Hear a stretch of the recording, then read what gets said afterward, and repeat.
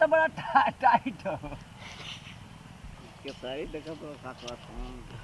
चलवा तीने का निकल दो गला निकल बाहर निकल न ये निकल तर कब हम मोए में केरा खपस देला थी ए बहनी जानबूझ के ना खपस जानबूझ के पसरा जानबूझ के ए बहनी ए बहनी छोड़ दो हमारी इज्जत है गांव में हो रनिया ए बहनी हमारी इज्जत हो अरे तीला कावानी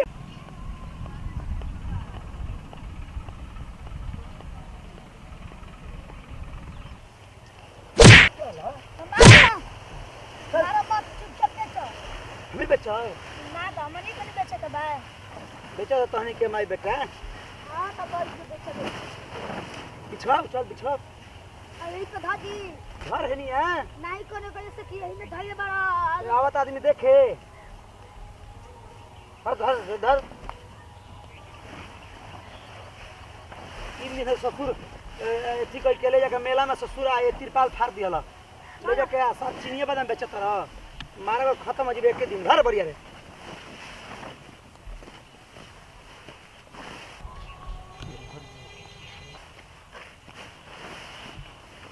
है ना बिछाओ है ने जा चलो बिछाओ क्या करते घर बाबू रे बोल चलाते उठा और चल गया उन ढेर दूर लाते राम विलास बाबू के घर में तो हो जा ले उझिल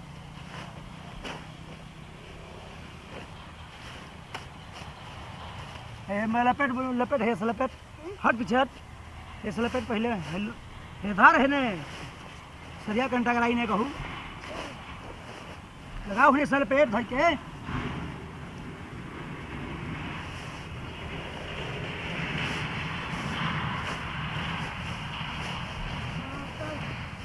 हां ठीक है पापा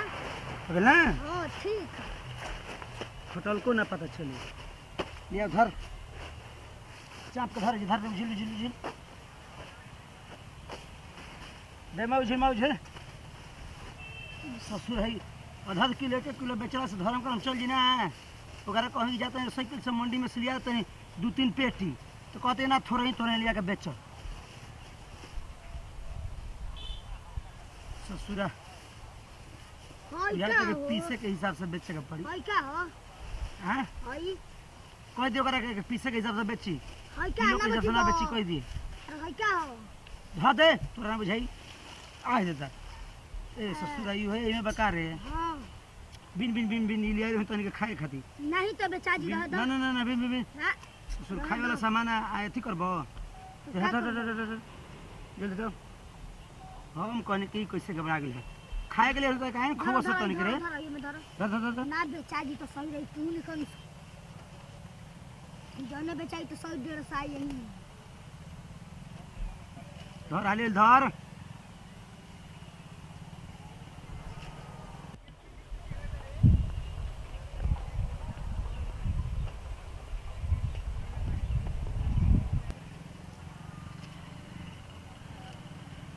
आज हो जी खेल ना रे तब का सरिया में अलग में सरिया का करते नी जी आई जे काहे तिरपाल लगाइनी हां ई कि हो रोड पर लगावेला जो दीहे कौड़ी चाप के जो यहाँ कमा लगावे नी एकदम ठीक बा तनी 10 रुपया अधिक मरबा त के बोलबे ना रही हां झिली देख जा रखत तनी हे में देखई आ हे में दिया पीस के सब बच्ची तरजू किलो के व्यवस्था मत लगाइए जाई सजरा के छोड़ दी जाई अरे रुक जा भगवान जरा ये रे तू चिल्लाइए तू ही बेइज्जती करिए देखिए नजर गुजर कोनो ना लगाओ नहीं हमारे नु रे डकरा हां कोई बढ़िया धर मत पिछना दे बड़े धर पिछना के पिछना दे रे उजर कम धर ऐसे वो आ लगा रखे बाबू है नहीं संतरा लगा रे सरिया भाई सरिया चिलैबा ससुर ये दे हतर के पेट पहाड़ भइल बा चिलैबो काहे के माता जी नवन है केरा है एगो तुर काला कर दिलस तुर का ले रहल हां हटा के धर के हुए त खड़ा रख भक्त से ले ली मुहवा करेंगे कोकरा हाय तेहू हमें के मिलावत रही अलगा हता काहे अलगा दूसरा हटा हटा हटा हटा हटा धर धर उधर सजरा दे।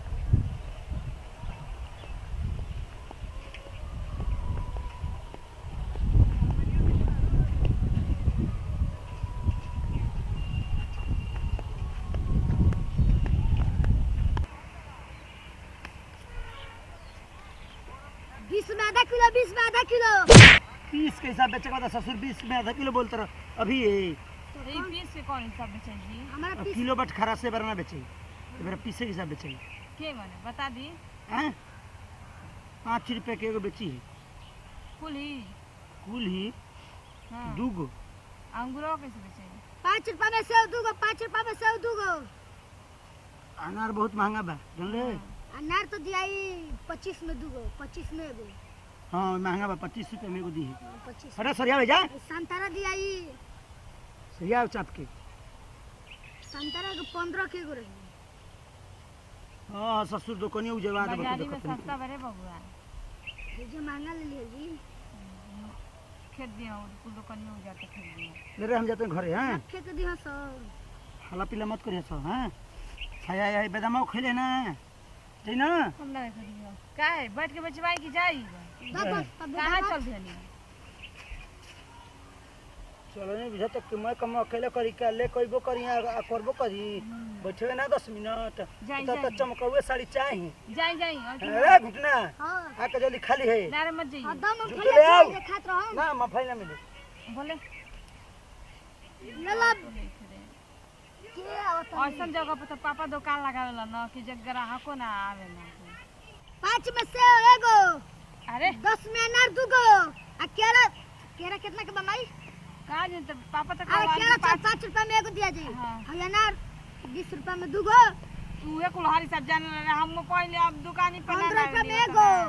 भाव 20 रुपया के दूगो हां ठीक बढ़िया गाड़ी वाला तो जोर से 20 रुपया में दूगो अनार 15 रुपया में दूगो आज चाचा भैया ले जाइए माल टाइट हो एमे कोनो दिक्कत नहीं के भाई हम जाते हैं घर में हो गए यहाँ के यहाँ से कैसे दुकान लगल होई यहाँ के ए बाबा ले ला सेव बटे संतरा बटे केरा बटे अनार बटे अंगूर बटे ले ला।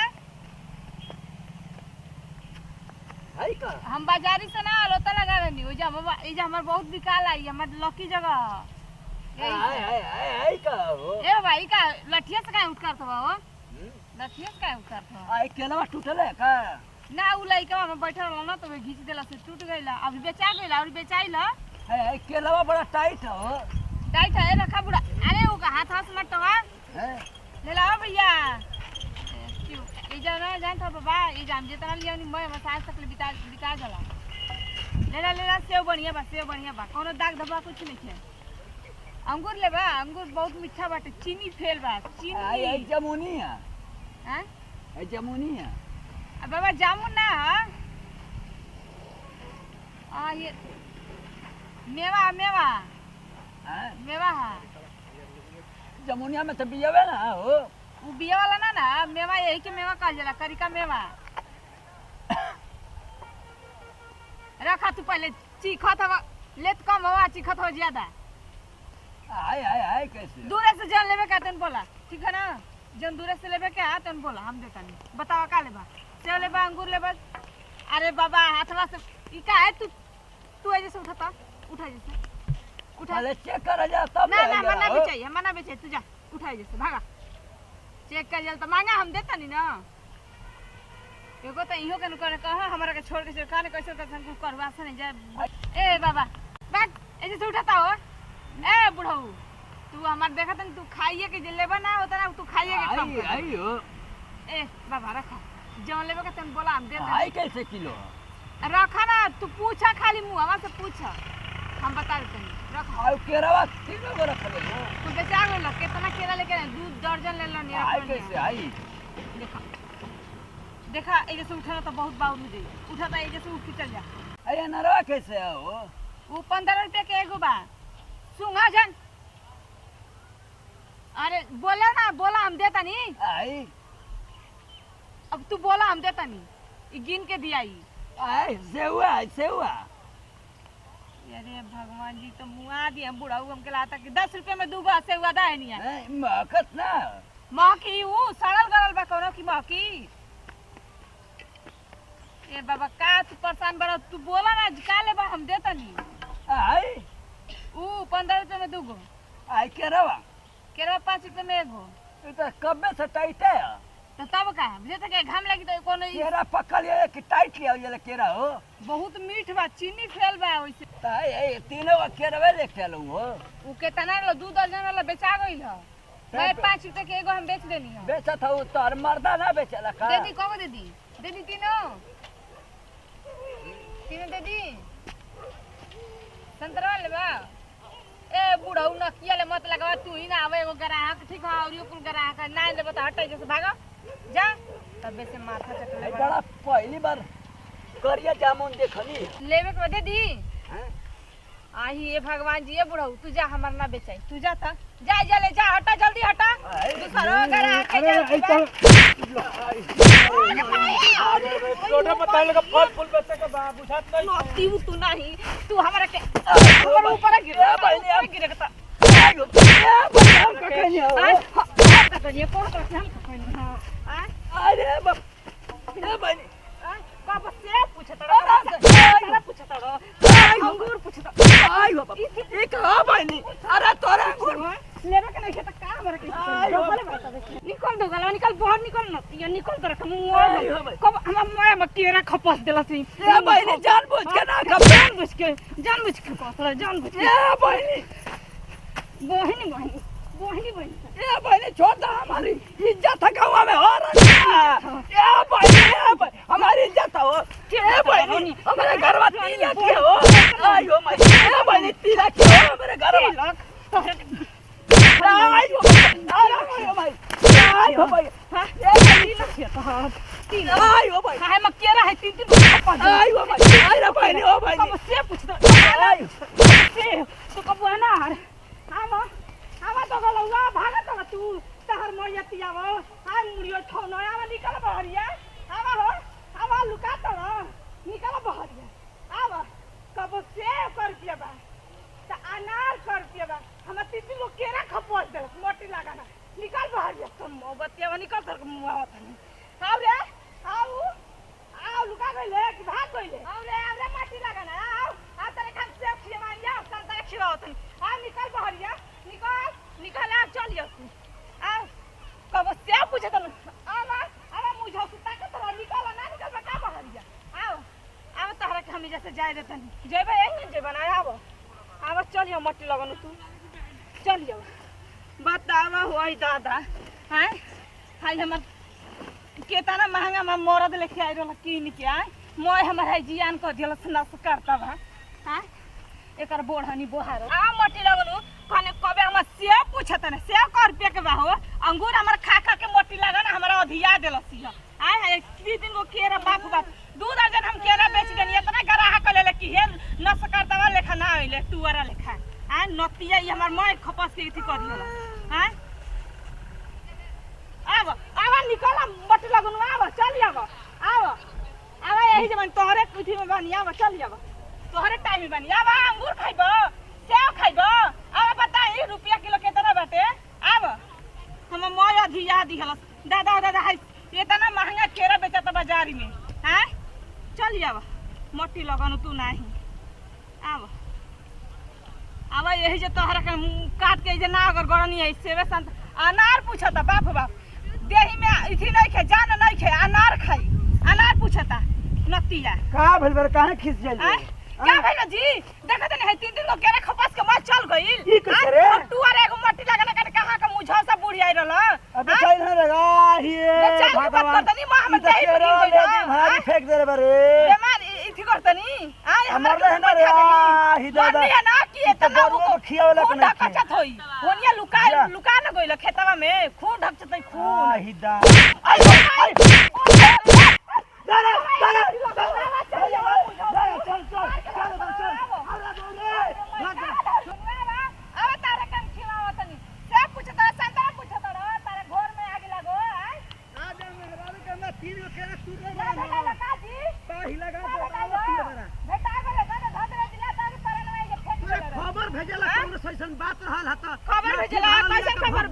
चला फाट गेले ससुर के आ की बात समझ कर पे जा बता बुढ़े खाने के जब बैठा कर तू कहां चल गेला रे उ थी ना पहले ओकरा बैठा के तू कहां चल गेला वो चल हाय का गमछी रे और पीछे लगा चल गई ओकरा का जने ए चल अब गमछी से चिन्हाई तब बड़ी मार पिटाई इतना जोर से मारले मानो जी कि हम पीठिया लाल हो गइलो हमारा ढेर मरसिया मरला से आके भर, भर, हम भर, कम भर। नहीं मरले धोती होती मरला ना। खोल खाल के लाते लाते खूब कचर बताओ हम बड़ा टेंशन हाँ। बन के तोर केरवा पिचून देला से ससुरा हई लेडी भणारी मार के राय फेंक देला पिचुन दला से एक हई वाले खाली एक वही ना हमू पिचुन नहीं बे रखी होई ना का मारे को तो दिमाग झनकल बा वही में रवा की ठीक लिया होतनी दिमाग चो ढनकल बा हमरा खबर भेजा लेके आई, ठीक गांव है को ना? कोनो लइकन से त हाथ के मरल हती ससुरा के कोनो लेके बेमारिया आई ना घर। रहल रे आई बीमारियां लगी थी हाँ। ससुरा मैं बुझा दरवाजे लाग जे पूरा मैं सामान के अनारवा ले ले गइले पापा बचा गेलो सारा ही पापा कहत रह हे तोर माई के मार के उलाट दे सरवा बूढ़ आ कहत रह पापा कहत बा ससुर हे माई केरा खपस दू दू तीन तीन गो हट हट हट हट हट ससुर बटर दूर से गे बेटा आई पता कर गांव में जाके तक कौन गमछी है ले ले लेके जा पता कर पहले आ मार ला ठेठे मार के गिरावल जाओ ससुर आके कहत रह पापा को मेहरारू के छुएला तो दे हमर गनगना गेला खुद ई ससुर कहत रह हई न हो बाप रे बाप गइलू चल घर तब मेरा ससुर को खोज के मार कर जान जाई जाई पर बचन ना जाई जान तो खत्म कर ससुरा देखा झीली के झीली यही तक आइले रह गई जाए केरा ससुर तारो नसीब में हरला के लाते खपसाई करल हती जा खपसा गेल हैं आवत ना न हो हैं ए बता साड़ी उठा उठा के मारा थिया हरामिया करौ छिया ओकरे लाश शरम ना तनको जाना थिया कि हमके हरनिया के बीमारी है तनको साइकिलिया के आवाज सुनी ना तोरे तुरंत कूद जाइला रोहू मथिन हैं हरनी के बीमारी जाए भगवान कौन बीमारी लिया दिलवा इंग्लैंड में हरनिया के बीमारी आ गेली कि तनको साइकिलिया के आवाज आवरा तोरे कूद जाइला रोहू मथिन जाए बहनी मारलू तोर पूरा इंजन साफ हो जाई पूरा इंजन में बीमारी पकड़ ले तोरे